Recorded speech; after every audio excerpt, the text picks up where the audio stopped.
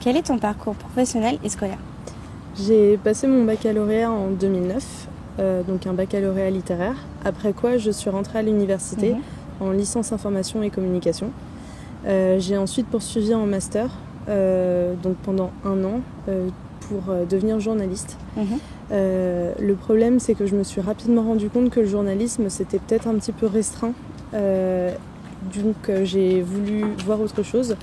J'ai entendu parler de la Sports Management School et je me suis dit qu'une école spécialisée dans le business sportif me permettrait d'ouvrir mes perspectives, de voir un petit peu autre chose et de découvrir tous les métiers liés au management du sport. Donc j'y suis rentrée en 2014 et j'ai fait mes 2 années de master chez SMS. D'accord. En ce qui concerne mon parcours professionnel, j'ai eu plusieurs expériences dans le journalisme sportif. Et en rentrant chez SMS, j'ai poursuivi puisque je suis rentrée chez Melty Extreme, qui est un site internet spécialisé dans les sports extrêmes, en stage. Et on a transformé le contrat en contrat de journaliste freelance assez rapidement. D'accord. Et quelques temps plus tard, il y a 1 an justement, David Mignot, qui est professeur de marketing dans l'école, m'a proposé un stage au sein de son agence, Iphitos, qui est une agence d'événementiel sportif. Je suis rentrée en stage et en septembre l'année dernière, j'ai signé mon premier CDI au sein de l'agence. Quelles sont tes missions au sein de l'agence? Alors, l'agence fonctionne de 2 manières différentes. On a un premier mode qui est le mode projet.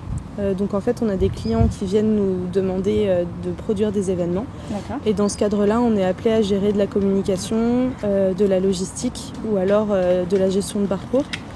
Et on a un deuxième volet avec Color Mirate, qui est notre événement en propre.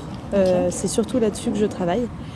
On a donc cette course qui est une course de 5 km. Tous les kilomètres, on asperge nos participants de poudre colorée. Et à la fin, on a un festival de musique avec des DJ français. Sur cet aspect-là, je suis amenée à gérer la communication. Et la communication, elle englobe beaucoup de choses. D'abord, la communication pure avec toute la gestion des réseaux sociaux, la communication digitale, la communication print, la création d'affiches et une partie de graphisme. En deuxième partie, la gestion des participants avec la création des plateformes de billetterie, la gestion du service client et puis ensuite la gestion de la remise des kits de départ au niveau logistique, puisqu'en fait on doit remettre des kits de départ à nos participants lorsqu'ils se sont inscrits. Et en dernier lieu, la gestion du merchandising, puisqu'on a une boutique officielle qu'il faut réapprovisionner et gérer les jours de course. Et donc tu as toujours voulu travailler dans l'événementiel? Pas du tout.